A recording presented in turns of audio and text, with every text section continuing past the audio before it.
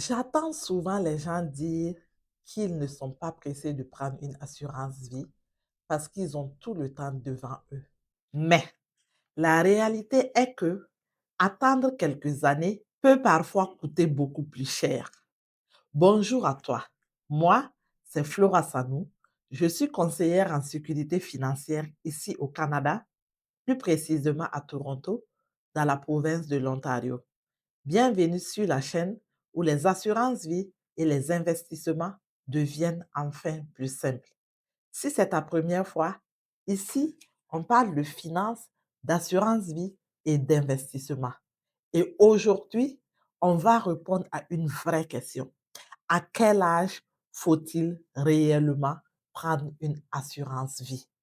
Oui, parce que je constate que l'erreur que beaucoup de personnes font, c'est attendre d'avoir des enfants, d'avoir une maison ou même un problème de santé avant de penser à prendre une assurance vie. Alors que c'est justement quand tout va bien que les options sont plus avantageuses. Mais pour la majorité des gens, la vraie question reste surtout à quel moment dans sa propre vie est-ce qu'une assurance vie devient pertinente?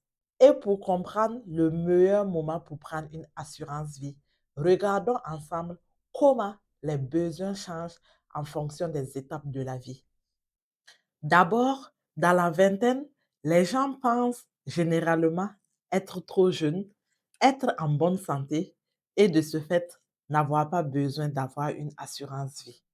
Oui, c'est vrai que dans la vingtaine, les responsabilités sont souvent beaucoup plus petites, mais c'est aussi généralement l'âge où les coûts sont plus bas, les options sont plus accessibles et la santé est souvent meilleure. En gros, c'est le bon moment pour souscrire à une assurance vie. Et ce que beaucoup de gens ne savent pas, c'est qu'il est même possible de souscrire à une assurance vie pour un bébé ou un très jeune enfant. Oui, c'est possible et tout dépend vraiment des familles et des objectifs. Dans ces cas-là, ce n'est évidemment pas pour remplacer un revenu, mais c'est plutôt pour verrouiller une couverture à très faible coût pour protéger leur assurabilité future et aussi pour investir pour eux, pour leurs études. Donc, oui, même les enfants et les bébés peuvent être assurés et plus on prend une assurance tôt, mieux c'est.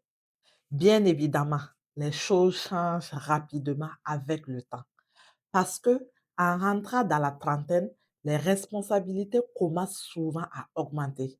La trentaine est souvent le moment où les besoins changent rapidement. C'est le moment où on a souvent une famille, des enfants, une hypothèque. Donc, beaucoup plus de responsabilités financières.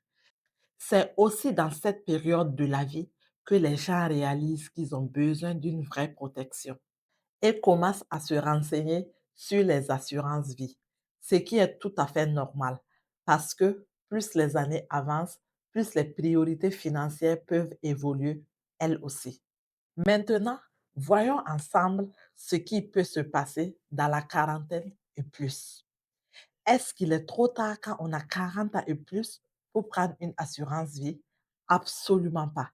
Mais il faut comprendre que les coûts peuvent être plus élevés, certaines conditions de santé peuvent avoir un impact et les stratégies peuvent être différentes. Par contre, il n'est jamais trop tard pour s'informer et il n'est jamais trop tard pour se protéger et protéger ceux qu'on aime.